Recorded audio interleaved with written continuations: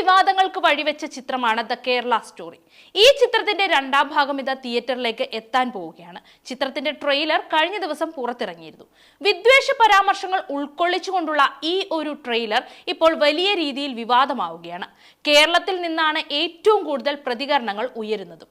കേരളത്തിൽ നിന്നുമുള്ള യുവതി ബീഫ് കഴിക്കാൻ വിസമ്മതിക്കുന്നതും എന്നാൽ ബലം പ്രയോഗിച്ച് കഴിപ്പിക്കുന്നതുമെല്ലാമാണ് വിമർശനങ്ങൾക്ക് കാരണമായിരിക്കുന്നത്.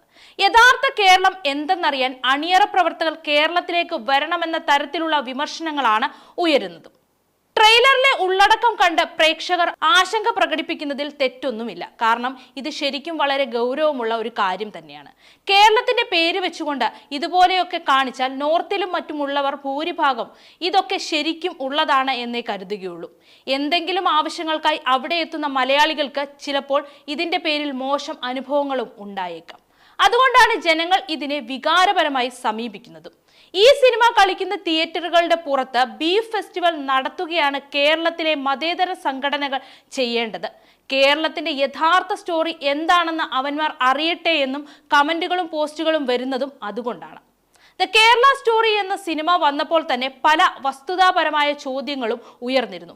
ഇപ്പോൾ കേരള സ്റ്റോറി 2 എന്ന പേരിൽ വീണ്ടും കേരളത്തെയും മുസ്ലിം സമൂഹത്തെയും ഏകപക്ഷീയമായി ചിത്രീകരിക്കാനുള്ള ശ്രമം നടത്തുന്നത് വളരെ ഗൗരവമുള്ളത് തന്നെയാണ്.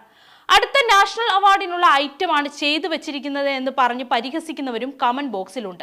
ഇങ്ങനെയാണോ കേരളം എന്ന സംശയം പ്രകടിപ്പിച്ച് ഇതര ഭാഷക്കാരും കമന്റ് ഇടുന്നുണ്ട്.